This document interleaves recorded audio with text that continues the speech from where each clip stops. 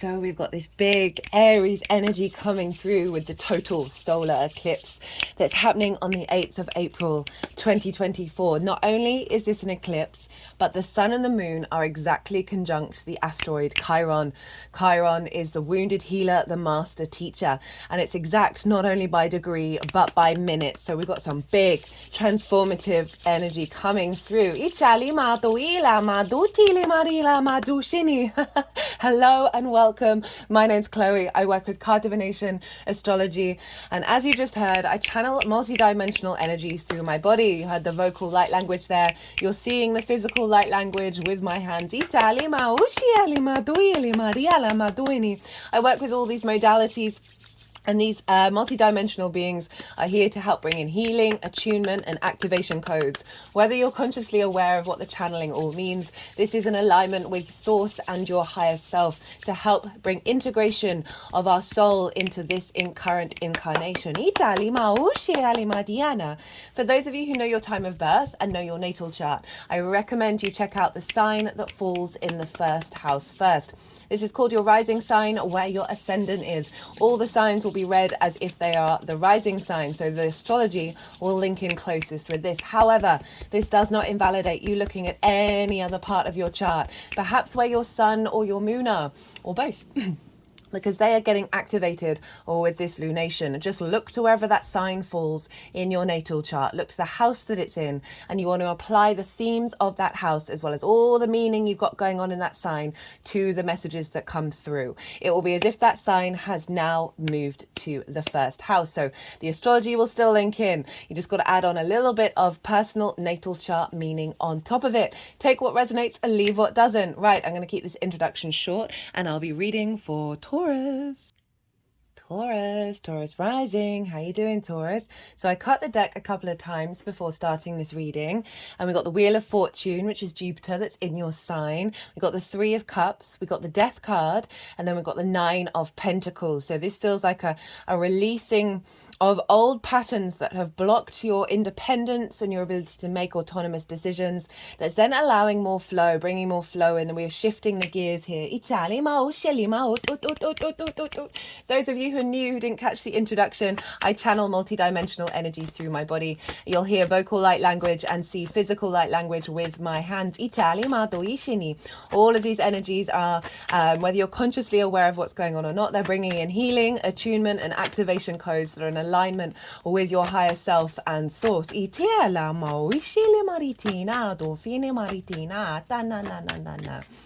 So, Taurus. Wherever Taurus falls in your chart, Italia, and I cut the deck before starting the whole video, and this is the card that I got. That's interesting. So this is alignment coming in. Itufa. So wherever Taurus falls, you have Aries next door, and so this is called inverted. It doesn't have a traditional aspect, and the way that I like to describe inverted energy is: imagine sitting next to somebody, but you're both facing forwards. You can't see each other, so you don't have that clear clarity of sight, right? But all your subtle energetic fields get activated. You can tell somebody's sitting next to you, all your spidey senses. So there's a lot of subtle energy of transference through osmosis between these two signs. So there's when I say subtle, it's not about diminishing of power. You're just working on a sort of more quantum field, the subtle energetic fields, all the atoms and the quarks and the subquarks, they're all intermingling with one another, testing each other out. So there's 6 different energies at play here. Taurus, you are fixed earth and yin in nature. Aries is cardinal fire and yang in nature. So they're kind of testing the waters with one another. They're blending those qualities together on the subtle field.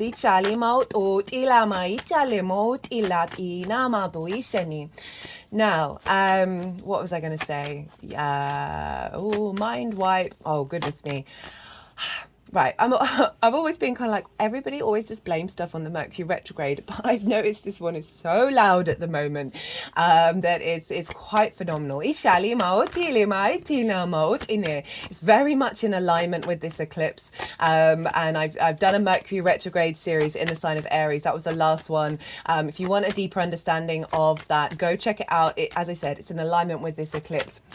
and it's playing a very pivotal role, Italy, of recalibration of pathways, of reactivating our soul's energy in this incarnation through our instincts. So let's get on with this. I am pulling cards for 3 different piles.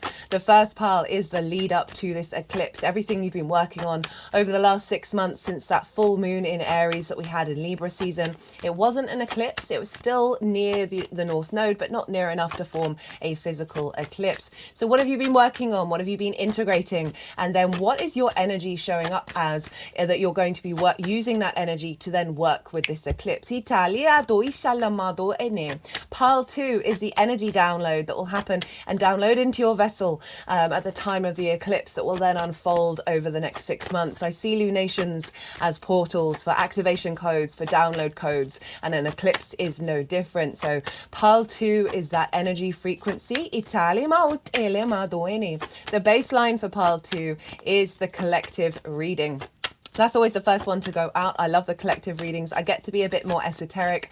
I've talked about in that reading the journey that we've been on since the hybrid eclipse in Aries last year, which, hybrid eclipse happens once every 10 years. So talk about that journey that we've been on. And I did a collective tarot reading. They wanted to use basically the whole deck. Some really strong messages came out in that. Very, very powerful eclipse energy. And I also talk about and break down the astrology in way more detail, and so this it's about how everything, all the celestial bodies are talking to each other at the exact moment of the eclipse, and this forms its own harmonic blueprint, this imprint for us all. And so I talk about the eclipse in more detail, what an eclipse is, also what an eclipse in Aries is all about, and also the mythology of Chiron, because Chiron, as I said right at the beginning of this video, is exactly conjunct the sun and the moon by degree and minute. This is wild, guys. This is absolutely wild. So if you want a deeper understanding of how this eclipse is showing up for you and a deeper understanding of pile 2,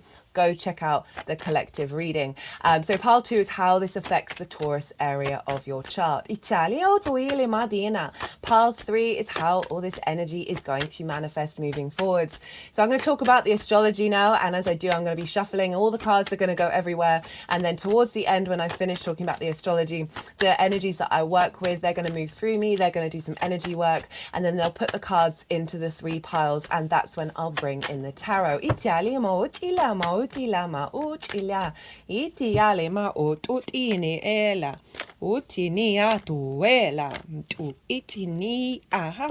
There's that 3 of Cups. And your card, the Hierophant. Okay, so let's get into the astrology. Firstly, an eclipse. So this is a new moon, but it's an eclipse. It's a total solar eclipse. And eclipses are things that we've tracked as a civilization, as a species, for a very, very long time. They used to hide the monarch around eclipses. Photosynthesis plummets even around eclipses and takes a while to get back going again. This is how plants produce energy. Certain spiders pull down their webs so they don't absorb the energy of the eclipse. And the reason why I'm mentioning all of this is because it's a new moon. This is usually a time where we'd set intentions. I find from my own practice, firstly, let me do the caveat of you are a multidimensional, multifaceted being. You are, one of the reasons why you're here is to figure out your intuition, your instincts, rather than being told what to do. And so what I'm about to say, take with a pinch of salt, do what's right for you. But I would just say, for me, on a personal level, I don't plan anything around eclipses. I don't plan intentions. I don't plan manifestation. I don't plan rituals. If someone asks me to do something, I know that then I'm working with the external eclipse energy. Right, because the eclipse is when the sun and the moon meet on the, not only just the vertical, but the horizontal axis. And so this is bringing in big fated energy. That's a longer term cycle, because the nodes, the North Node isn't going to be in Aries for another 18, 19 years. And this is when big cosmos energy, the longer term plan, gets implemented and activated into the 3D realm. It's very powerful energy, very fated energy. And so I see what I'm intuitively, instinctively driven to do around the time of the eclipse. Like I don't plan anything. So then I know when I'm working from my intuition and my instincts, then I'm co-creating with the eclipse energy rather than trying to control it. Because often there can be things that come up that you may never have thought of, that is actually helping you bring you into realignment. So I'm just saying that as a sort of a helpful thing. If it's helpful, who knows if it's helpful. Do what's right for you. Anyway, what was I saying? So it's eclipse energy. It's a new moon. So we're instigating a new cycle, a big new cycle in alignment. And where is this happening for you, Taurus rising? Well, this is in your 12th house, your hidden house, your house of mysteries. This can be a difficult house. There's no getting around it. This is the unconscious spaces. And so in those unconscious spaces can be trauma responses and limiting beliefs that can lead to anxiety, depression, grief, loss, isolation. And so these themes may have been coming up a fair amount because you've got quite a few planets going on in the sign of Aries now. So this means there's a focus here.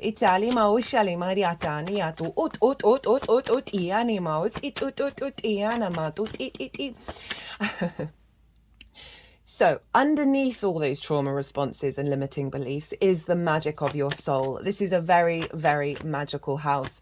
But it can feel very personal to you, the 12th, but sometimes not integrated with the rest of the chart. I always recommend, one of the things I really recommend is work on your 12th house, because then it will bring integrated energy into the rest of your chart. So you've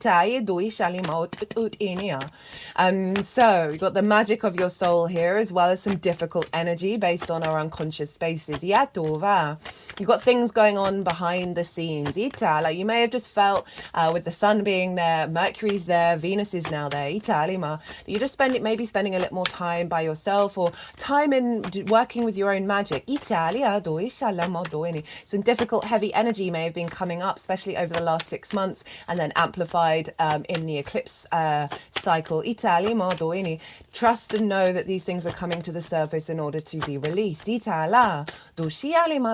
So, new beginnings, big new beginnings in your 12th house, and it can often see the endings of things as well. So you might have already been noticing that.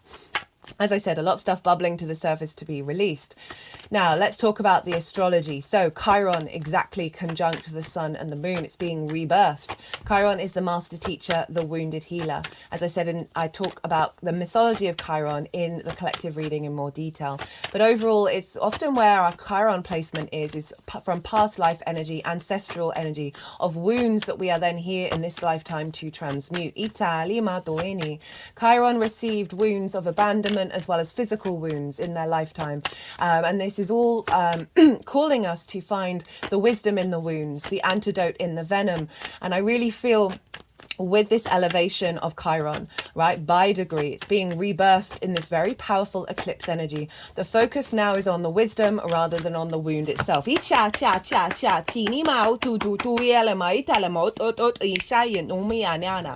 Aries is very feisty. It's very independent. It is the personal connection to fire. It is our spark of spirit, because in the esoteric traditions, fire was very much linked into source, into your soul.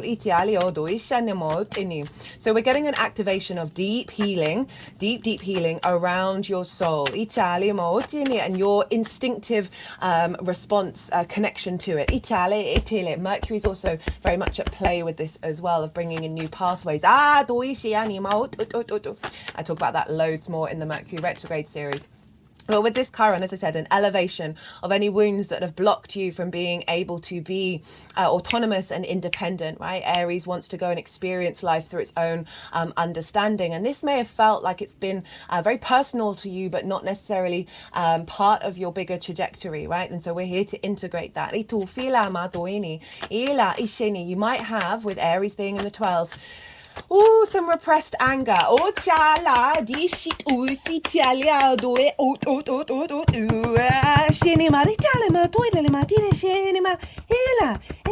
tapping over the heart chakra right now.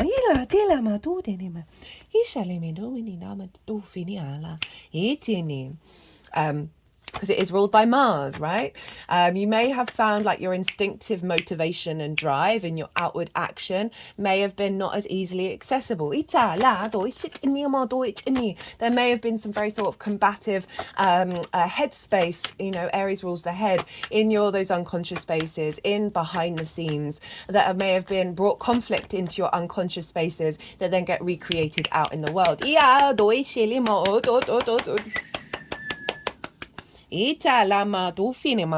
Chiron is helping release a lot of those and activate the wisdom behind it.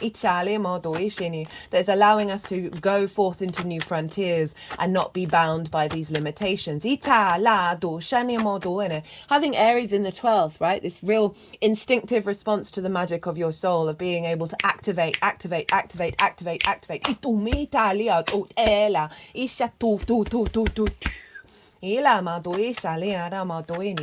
So this is really being amplified, a new journey with that.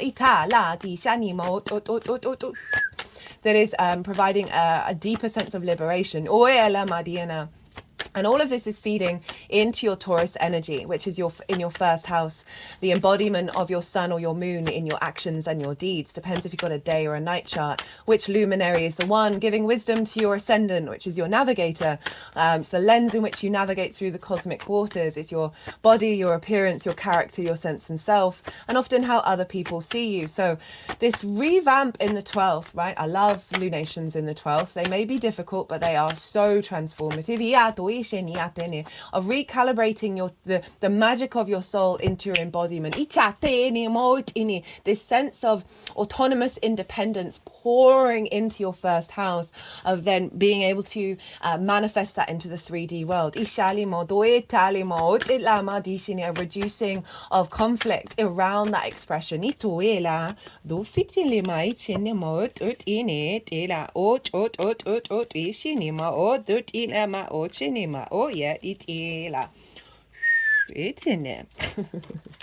Sorry, I have to sort of when they start cutting the deck and doing that, I have to kind of shut off my conscious mind and let that just roll. So powerful stuff. Mercury is retrograde at the time of this eclipse, and as I said, I talked more about what that's all about in that retrograde series.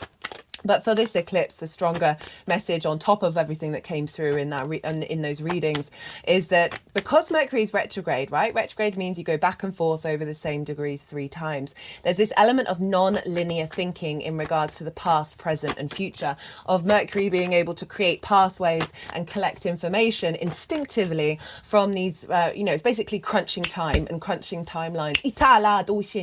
Of healing the past, activating the power of the future in the present. A stronger alignment with how we collect information in alignment with our soul's purpose, our soul's frequency. Personally, I love a Mercury retrograde in the 12th. I think this is going to be phenomenal for you, Taurus. Revisiting old programming. So there's an element of kind of like setting light to a lot of old paradigms. Transforming that into wisdom. Okay, so the only other major aspect that this moon is making is a square with Ceres. Ceres is the largest asteroid in the asteroid belt. She represents the grain mother, the earth goddess energy. She represents the harvest, a sense of abundance, nurturing and nourishment. And this is happening in your 9th house. And the 9th house is all about perspectives, how you map yourself out in the bigger matrices that surround us, right? Both in social ways, in the collective and in the universe, right? Your morals, your ethics, your philosophies, how you see the world and how you see yourself in it. It's all about perspective. And the more that we're in alignment and we're comfortable with our perspectives, it's all about changing and growing as well, not being fixed. That Ceres is coming along and activating a cycle of abundance, a cycle of nourishment and nurturing of these perspectives, of your understanding of yourself within the universe. She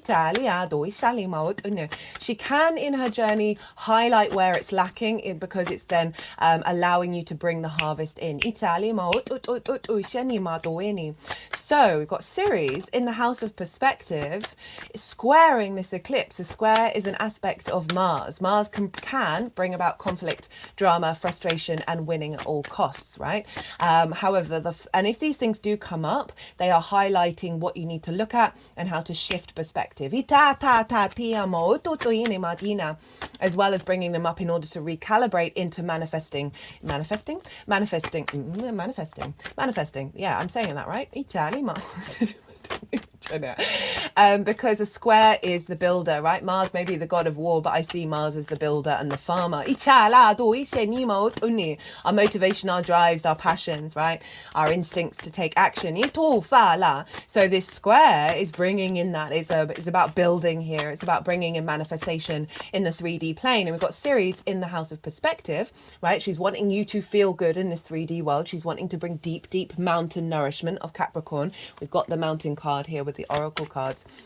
And it's squaring that unconscious spaces. So it's saying, okay, we're shifting and changing. We're manifesting in a different way based on this deeper knowing and nourishment of yourself within the universe that is releasing old patterns around scarcity and isolation and loss and not being able to go and explore the world, okay? Ninth house can also represent traveling places and living there for a longish period of time in order to broaden your perspectives. That can be foreign travel. That can be moving to the town if you've lived in this countryside your whole life, or multi-dimensional spaces. So there can be a new activation of broadening your perspectives, of bringing deeper nourishment back in alignment with your soul's magic. For some of you, this might be about activating a new cycle of living somewhere in order to broaden your perspectives.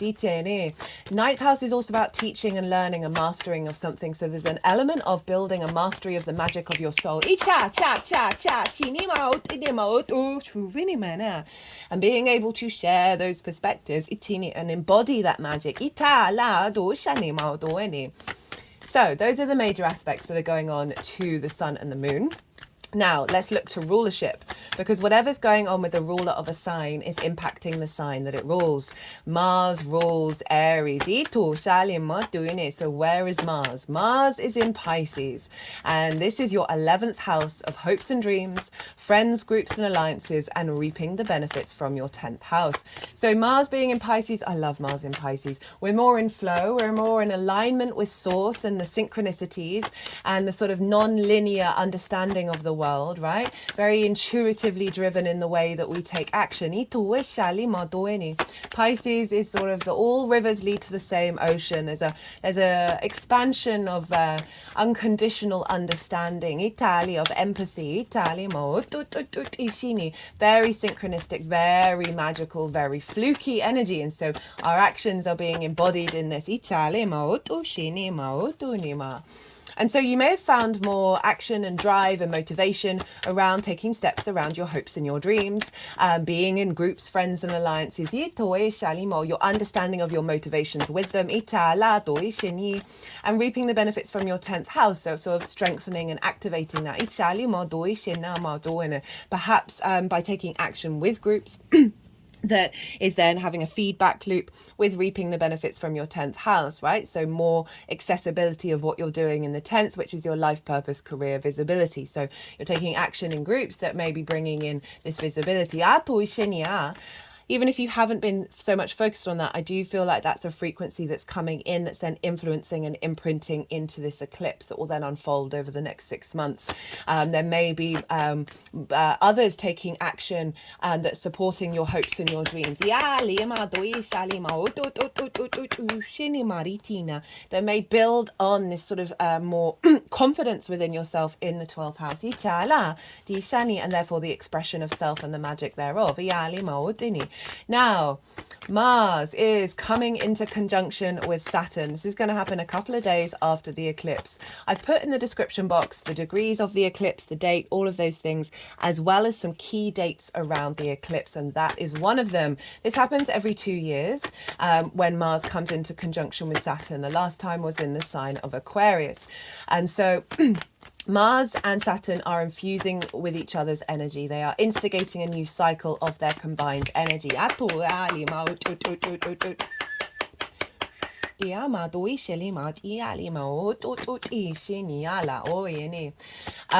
so I talk about this in the collective reading.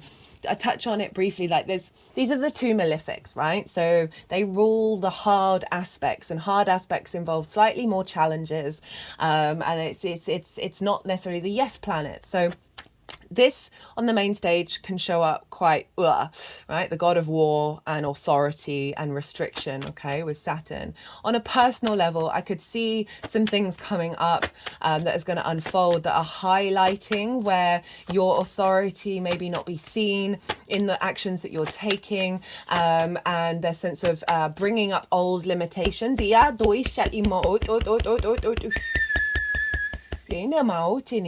But overall, that's really not the vibe that I'm getting. I'm just saying, right, Mars is conflict, Saturn is authority. If you see yourself embodying that, just be mindful and try and sort of recalibrate back to this other frequency. Hello, Jupiter. That okay, so what I see with Mars and Saturn, I love these planets. Every planet has many different frequencies in which it's capable of operating on. Saturn is all about cause and effect, and understanding it, and it helps us tap into our integrity, right? So that's what Saturn wants, is for you to walk your talk and honor the consequences of your actions.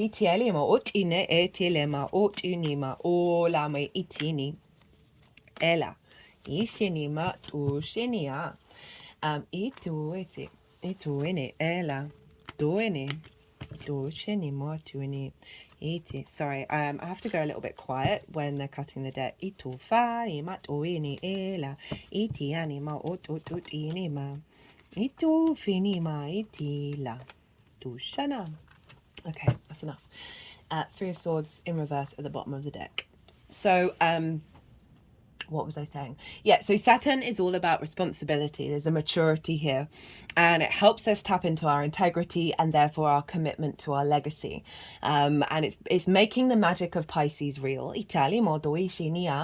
Mars, right? Our motivation, our drive, our action is the spiritual warrior here in Pisces, really in alignment with the intuitive nature of Source, right? Really connecting to that side of Source. That it is Saturn is infusing in Mars through our actions, through our motivations. Our intuition is going to be in alignment with understanding cause and effect, which is going to help us not repeat cycles so often, and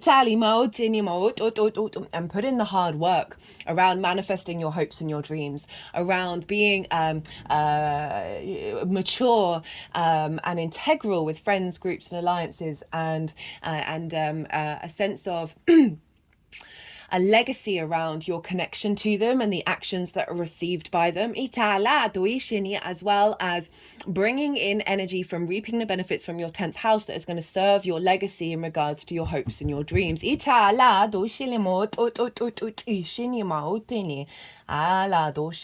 So all of this is influencing your 12th, of bringing you into an alignment of intuition and maturity. That's instinctively allowing you to tap into your magic rather than the trauma and the limiting beliefs. So any blockages around connection to friends, groups and alliances, or lack of value, lack of worth, with reaping the benefits from your 10th house, whether you're consciously aware of it or not, it might be something from a past life or an ancestral wound that is deep within those unconscious spaces that is now, having the strength of Mars and Saturn imprinting a new paradigm. So who rules Pisces? Well, that's Jupiter. And so Jupiter's in your sign, Taurus. So Jupiter's influencing Mars, and it's influencing it from your first house, which I already mentioned is like your embodiment of self, the navigator. And so Jupiter has been expanding a deeper wisdom of your embodiment. You may have just felt more generous in your being, right? Jupiter brings things together in order to elevate and expand. And by doing so, it brings wisdom, a sense of faith, a sense of knowing that activates a deep inner confidence, a sense of generosity of self, which then allows more flow, more abundance, more opportunities.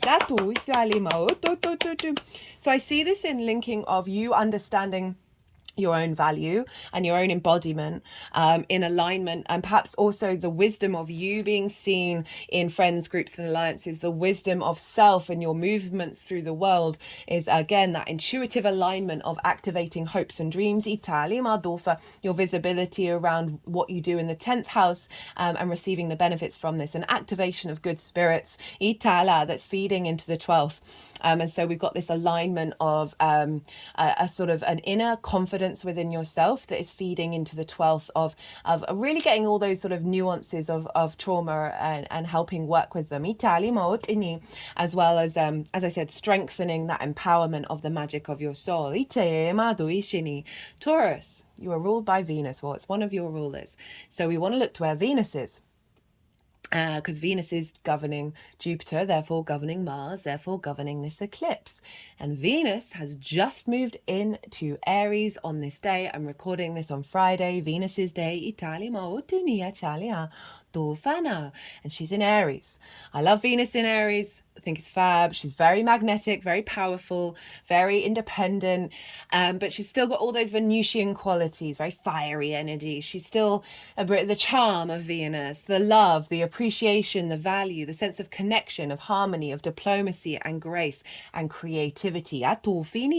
Venus through the 12th is bringing a sense of harmony to your 12th house. She's connecting the dots. She's allowing more value and a sense of appreciation and love to infuse in your unconscious spaces. She's also getting creative about the manifestation of your magic. And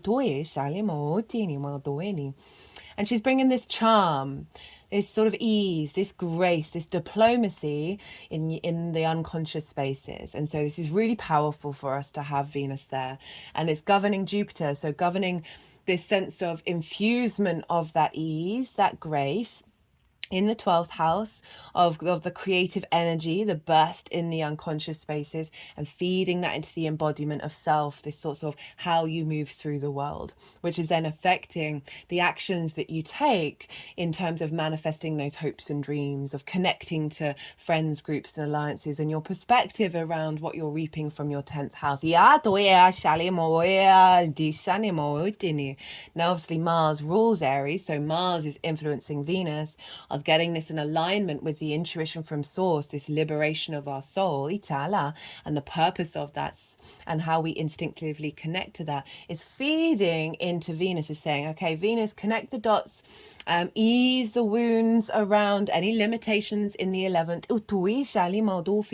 and bring in a deeper sense of that magic in regards to how that's seen by others. Now, that's the rulership, and I want to just talk briefly about how the fact that Jupiter in your sign is coming into a conjunction with Uranus. That's going to be the next transit that I do, unless I do a very quick transit of the Saturn-Mars conjunction. I'm not sure yet, depends how much time I've got. Jupiter and Uranus come into conjunction once every 14 years or so. So this is wild. This is happening in your sign. This is so, I love this energy. And Jupiter, that wisdom, that generosity, that expansion. Uranus, the liberator of your soul, right? The inventive, very independent energy. And so they are it's not quite exact, but it's still influencing this eclipse of a real sense of liberation of how you embody the magic.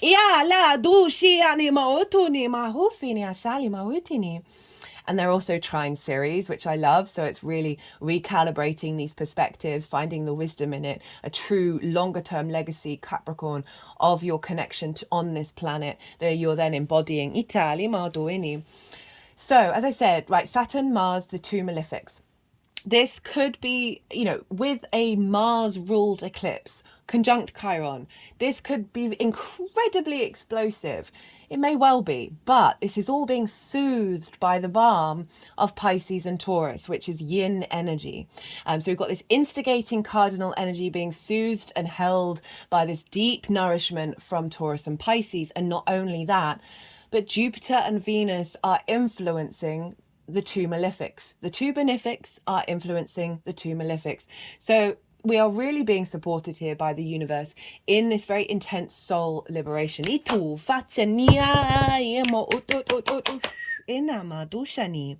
Look to where your sun and your moon are in your natal chart. Look to the houses that they're in.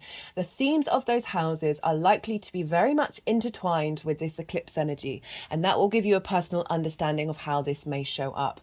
If you feel called to do manifestation or intention setting, I would incorporate those with it. But as I said, this isn't a stereotypical new moon. Sometimes we just need to get out of the way of the energy. And let it unfold.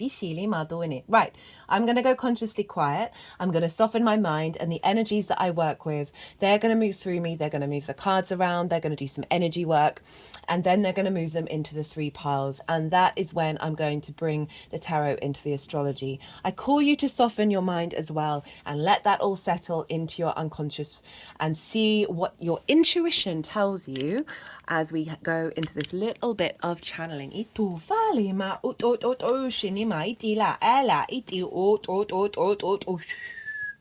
Yala, disiano otot iane etofa. Yala ma o shini atina. Etini ma etini atini. Otut etini atoma. Atome etina. Etene. Ela toshu toshu toshu. E fu fu fu fu. Fu fu fu fu fu. E tu ela. E tu ela ela. Ela ma o shini ala. E tini a. Tina mani o tu tu tu. Yala ut ut ut ut ut ut ut ut ut ut ut. E tini ma e tini. Alea doshi ale ma utu tini ma. E ala. E shini mo ut ut ut ut ut ut ut ut ut ut ut ut ut. Yale mo iti ala ut ut ut ut ut ut ut ut ut ut ut ut ut. Alayana. Itu tu ele me ania tu fina maishala. Ati ale ma ut ut ut ut ut ut. Ichana o tu fa. Itu ela ela ela ela. Ele mo ishele ma ut ut itini ma itini. Utu ele atena umatinia ajinia jela mo shele maritina ma ut ut ut ut ut ut ut ut. E aria ma o sheni ati no toine. Itila o sheni ma o la ma itine. Itu fa. Isali ma otine. Right, I've been trying to incorporate quickly what's going on here because they're going to move the cards around again. But definitely compared to any other transit that I've done, there's been a very consistent thread with every sign, and this is a release of sort of conflict and limiting beliefs that is creating a space where we are the tables really are turning, the wheel really is turning in the upright, that's allowing you to embody your sense of self. We've got a lot of collaboration cards showing up, and I love that with the 12th of like being more in harmony with that 12th house rather than in battle. That's taking you to a place of activating a process of where you're going to be able to celebrate, right? There's milestones are going to be achieved. There's a sense of connection without losing your independence. Do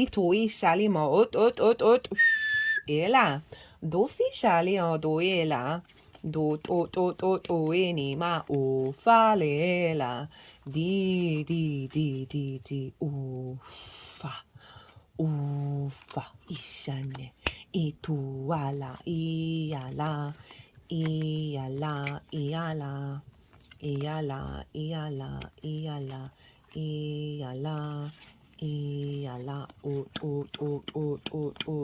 ufa yamiatinia oela itiala niada ya niamoya dilema Yali yali yali yali ya. Itiani mo tu fini atalia ushele eti la di sini atuele o to iti ma o to yala yala la la la la la la la la yala la la la la o to ini atu etina etu fa ishala yetene etu fa Itina, Itina, itina, itina, ot, ot, ot, ot, ot, ot, ot, ot. Nietini, otini ma yela, itini o tu. Yala dina ma o shene yala, o itini ma o yenia, o shene ma yala, o shena e tufi, o yalia, ito ene. Jalama, otu shalam, atu shalam, hela, hela, hela, huela, jalahu, tisha, huela, tuesho, hila. Hila,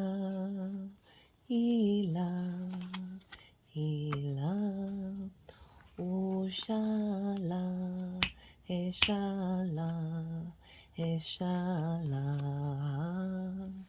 Doja, Hela, Eduva, Helana, Hela, Osha, Tishala. Oh, ela, esha.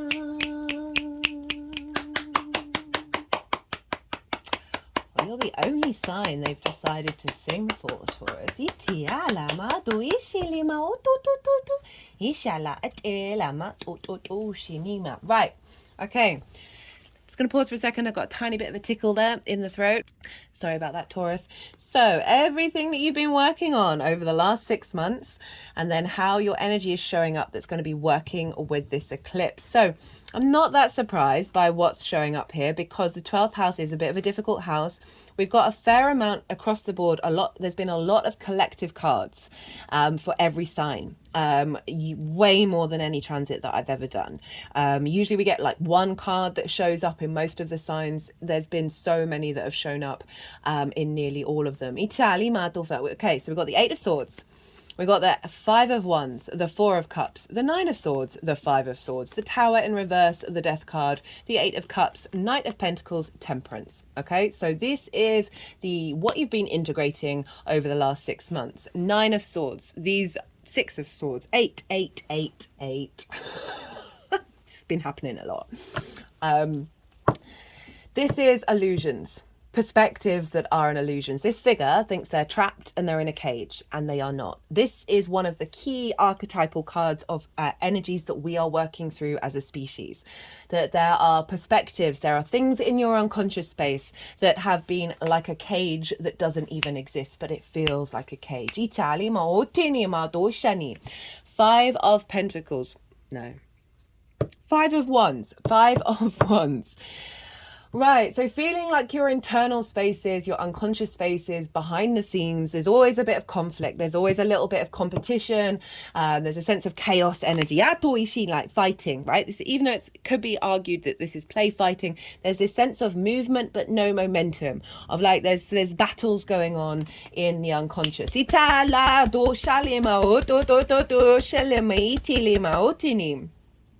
4 of Cups, right? This is a sense of dissatisfaction. There's a melancholy, there's depression here, of seeing everybody else in flow, the celebration of everyone else, their expression of their individuality, their autonomous nature, and how that's bringing them flow, and how you feel like that might not have been doing so. 9 of Swords, worry, anxiety, and fear, worrying about lots of things, losing sleep, right? This 12th house is often a time when you might find yourself sleeping more, your dreams might be more active. This is all about adrenaline and cortisol flooding your system, and therefore getting you into a place where you cannot think beyond the fear. Italima, it's very much a fear orientated card. So it can be that, like, Aries is very fearless, that fearlessness might have been quite inaccessible. And yet it's deep within you. You know it's there. It just doesn't seem to be expressing itself in other areas of your chart.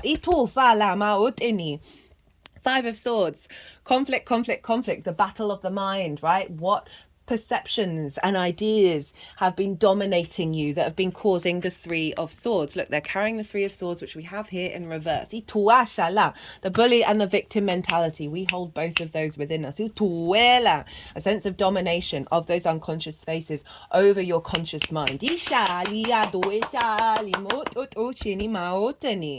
Tower in reverse. Love this. This is Mars's card. So with the Tower, it's just pulling down things from the top, right? It's the superfluous energy that's taking up room that doesn't actually serve you. Your foundations are still there. And in the reverse, this for me, amongst other things, but this is the first thing that popped into my head when I saw it there, is pulling down of internal structures. So you may have been going through a process of re-evaluating all of these things. Situations may have cropped up in your life that then highlight these for you to then work on and pull down those structures. We've got the Death card, which symbolizes you know you need to let go of some things. This figure is covered in armor. They are protected. You are on that horse making that journey. You see the king. The king is no more. This represents understanding of letting go of things that have had an authority over you that no longer serve you. With the Eight of Cups, this card has shown up for 11 out of the 12 readings. This is Saturn in Pisces. It's the only card with an eclipse. This is about, for me, this is how I read this card, is these cups are all upright. So it represents something that feels comfortable, feels good. Now, the things that are imprinted in our unconscious from our early years, that are a reflection of our birth chart, that are a reflection of our past lives and our ancestors, trauma responses, limiting beliefs that we pick up very early on, they're deep in your unconscious. It takes a lot of effort to even observe them, let alone do anything about them. This card highlights that power that you have within you, that you have taken, you've observed, and you've gone, no, I am moving away from these. They feel comfortable because it's all your body's ever known. We recreate love languages, distorted love languages. We go and recreate them. So you've decided, right, this is enough. I'm going to go climb this mountain and get a higher perspective and implement that into the unconscious space. Knight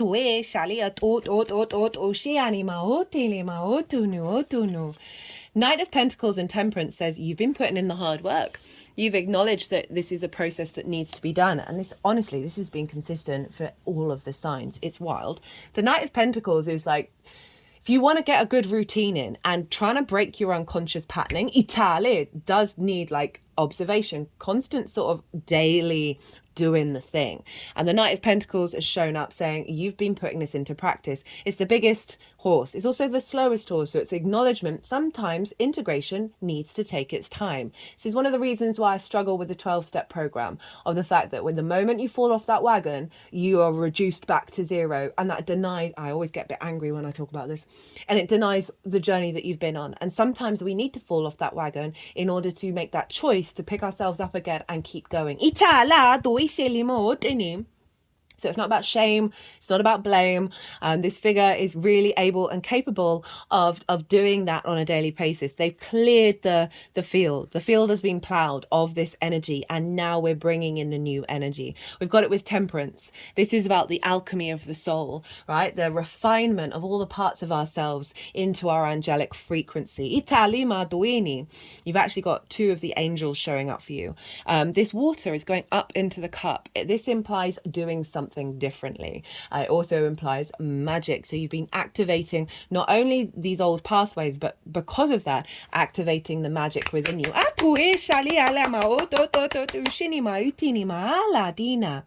Your energy showing up for this eclipse cycle is Judgment. This is Pluto and the Three of Wands, the Sun in Aries. So this is about resurrection and ascension.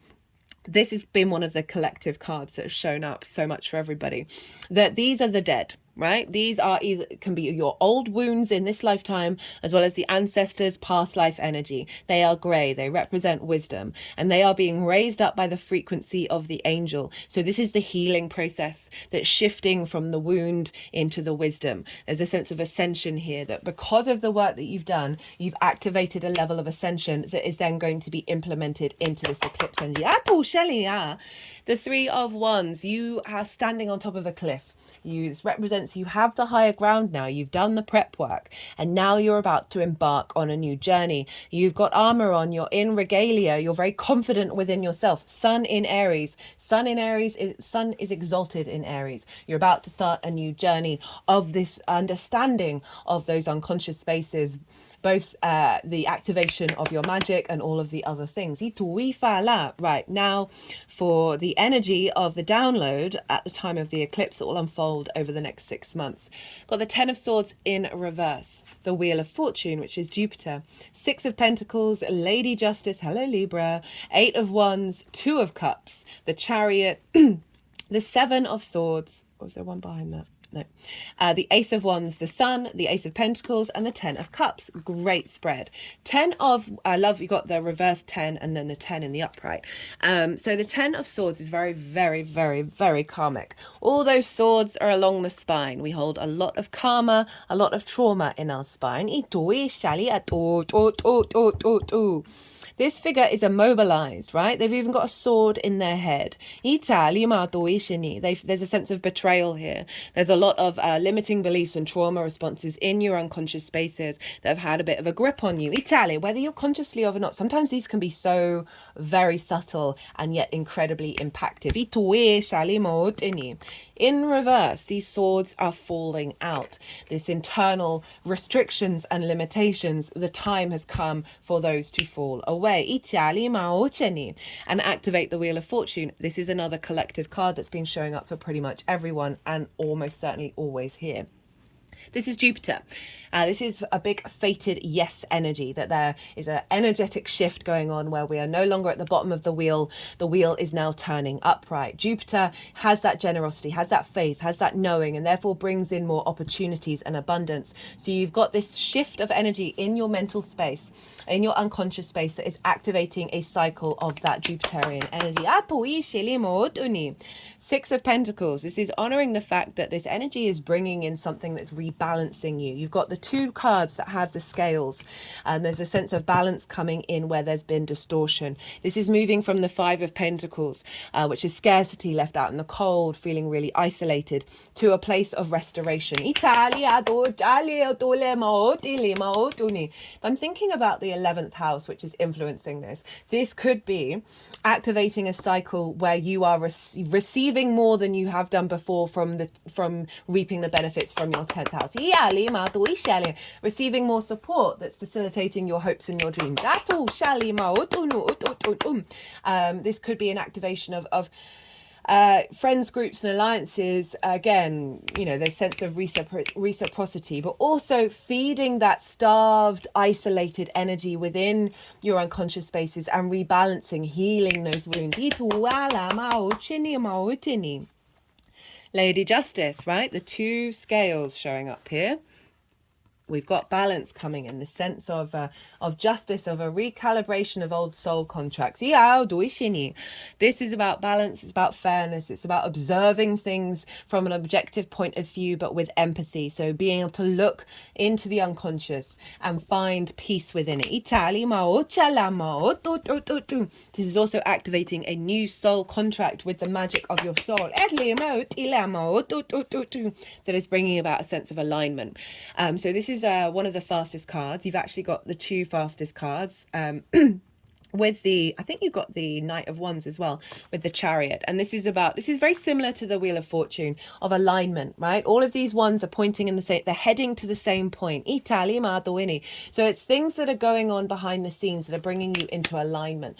There also could be situations that are activating this external to self. And what this feels like is, rather than that Five of Wands with all that sort of crossing, where are you? The crossing over of the energies, right?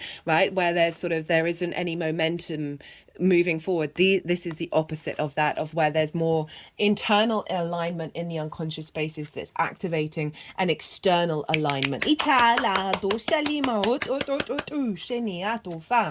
Two of Cups. I love this for the 12th. These two figures are eye to eye. They treat each other with respect, honor, and dignity. There's a sense of unity through love, and you're both committing to this energy, masculine, feminine spirit, becoming into alignment. We have the caduceus, which is the symbol for healing, as well as the kundalini energy of the two snakes. So there's an activation of deep healing that's then activating this sense of love within yourself that is then coming out into the world with the chariot, right? The chariot is very confident. It's about victory. It understands that all of its experiences are tools and wisdom and resources to help it move through the world. It's not trying to control the situation. It's in alignment with the yin and the yang, the balance here. There are no reins, okay? So there's a sense of you moving through those unconscious spaces with a sense of victory, rather than all of this stuff, rather than the limitations, the fear, the conflict. And this is also an activation of the magic within you, in the way that you then move through the world. It's not a scary place anymore. This is a place of confidence. Seven of Swords. So this figure is stealing away the Five of Swords. I love the Seven of Swords. It is bringing about a new way of thinking, a new mindset, a new perspective that is based more on peace than it is on conflict. Ace of Wands. Relight my fire. There's a renewal of that Aries energy. It's refreshed. You are entering into a new cycle of virility, of energy, of manifestation, of passions, rather than the heaviness, rather than the 10 of Wands kept winking at me when I was cutting the deck, and I didn't take it out, but it feels like a release of that 10 of Wands. Opportunities that are connected to the magic of your soul. Also perhaps the wisdom of the journey that you've been on, that you share with others. The Sun. Love this for the 12th. This is innocence, joy, vitality, vision, animation. It's a big yes card. It's very, very powerful that you've got the illumination in the 12th. You know, you've got the inner child. You know, we have a lot of inner child trauma up in the 12th house. Is full of joy, is feeling safe, feeling protected. There's a real sense of vibrancy coming in. Ace of Pentacles. Again, this transformation is leading to opportunities and a refreshed way of looking at the material world. And how you move through it.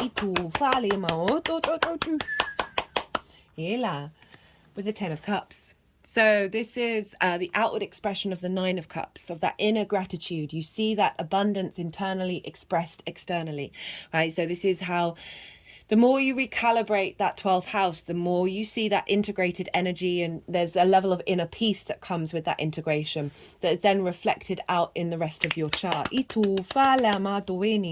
know, with the link to the 11th of hopes and dreams, for some of you, it may be an activation of a cycle that's drawing in your hopes and your dreams.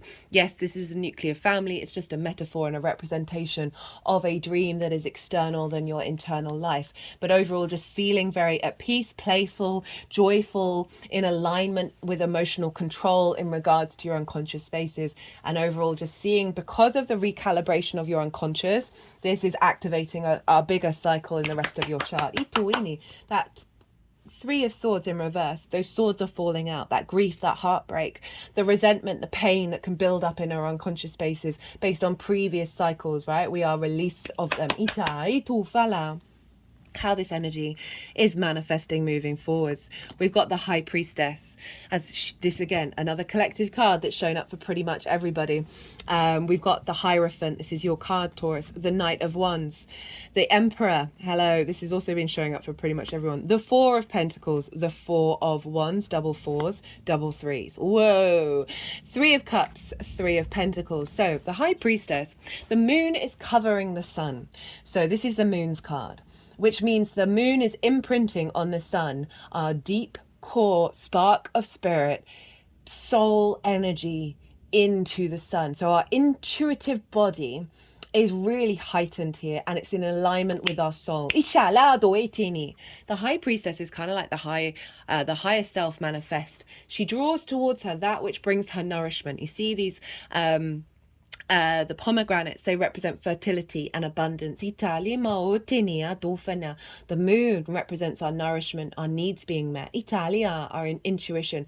This is all being embedded into our instinctive responses as we unfold with this eclipse energy. And for this to be in the 12th, you're really in alignment with the magic of your soul on an intuitive level. Italia, wounds around your unconscious spaces of needs not being met. This showing up of how it's manifesting moving forwards, as I said, is this integration of this power of the high priestess in those unconscious spaces where she is in her power, sitting and knowing that she's drawing towards her that which serves her rather than repeating those old cycles. The Hierophant. So this is you, Taurus. This is the embodied wisdom that is then being received by others. You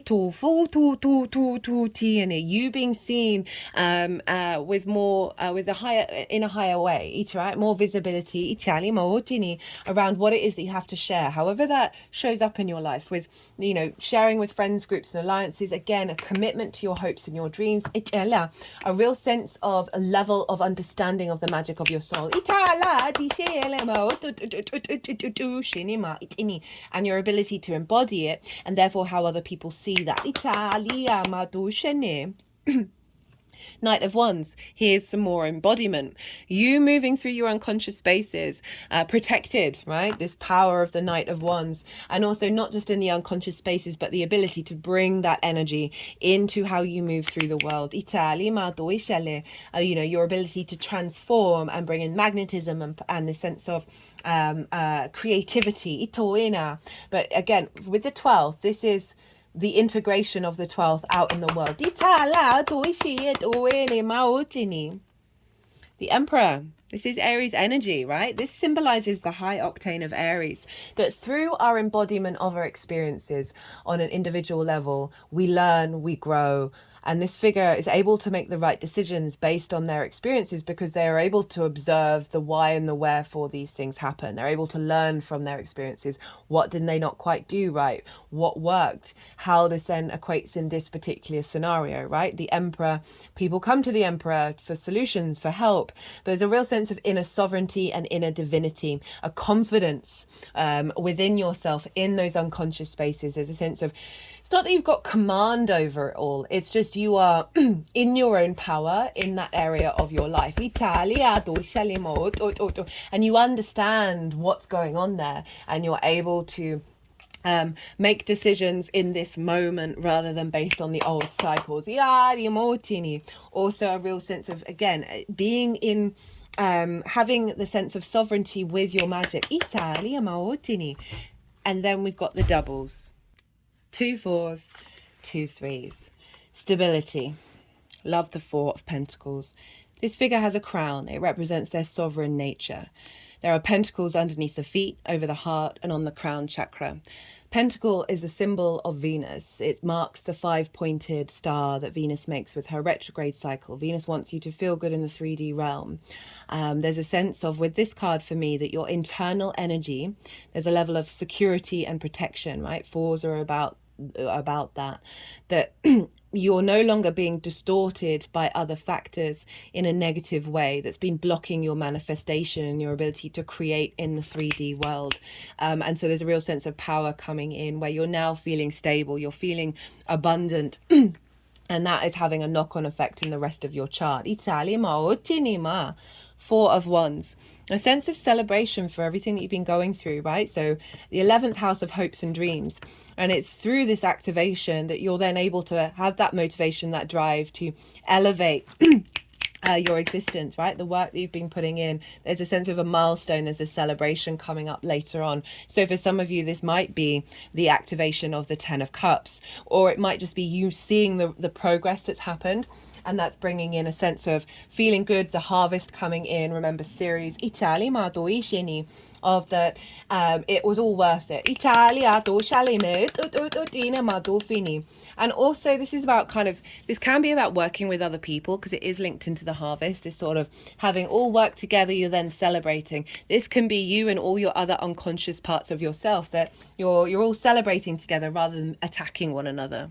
It could also represent, you know, the celebration from past life energy and from the ancestors of being like, thank you for doing the work that you're doing in this lifetime. Three of Cups, Three of Pentacles. I love these for the 12th house. We got the Three of Cups, which is about flow, appreciation, value, celebration, abundance, being in union with one another. We got the Three of Pentacles, mastery of self, and mastery of something that you love and that you do, that then draws towards you other frequencies in order to build something beautiful and long lasting. There's collaboration in both of these cards, and I love that for the 12th. So on an internal basis, you're in more emotional harmony in your unconscious spaces. There's an element of mastery of the magic of your soul that you have been putting into practice, that's then drawing towards you other energies. This also could be the other energies within you, that you're then activating new skills, new pathways around that as you move forward. But if we do this externally, and that with the 11th house and your embodiment of self, that there is more flow, there's more harmony here, more collaboration with others that are in alignment with your hopes and your dreams and your activations of your soul's purpose. You've got all 4 threes. 1, 2, 3, 4. Oh my goodness, 3 is the magic number. Real sense of unity, and sovereignty with spirit. Got emotion, control of self. This is the First Light Tarot. Activate, awakening and enlightenment. Attraction and manifestation, well-being and awareness. The Moon, phases, mystery, instinct, discovery. Oh, they're focusing on instinct and discovery of that you find in the mystery of your 12th house. And Chariot at the bottom of the deck. All the decks in the description box if any of them take your fancy. Right, let's get some final clarifiers from the numerology deck. Italia doila. Itala. Iolema. O tu tu tu tu. Ishala. Itala. Manifestation. Itu fini. Got healing at the bottom of the deck. Ituela. Ichini. Itu. Synchronicities. They're going to be wild, right? They're wild at the moment. Communication. A healthier way of communicating with the 12th house. You're going to see activations of synchronicities when you start putting that into practice. Because the more that we clear the decks of our trauma responses and limiting beliefs, the more less space there is for source to come in and to help us co-create together. Itali Maochini. What great cards, Taurus. I hope you enjoyed this reading. If you did, it would be an honor if you hit that like button. It would give me a lot of pleasure. If you want a personal reading, my email, not my email address, my new website is in the description box. I launched that on the spring equinox and had a lot of fun making that with AI art. So if you want like a quick reading on the eclipse for your chart, go check that out. Other than that, Taurus, be good to yourselves, be good to those around you, and most importantly, be well until we meet again.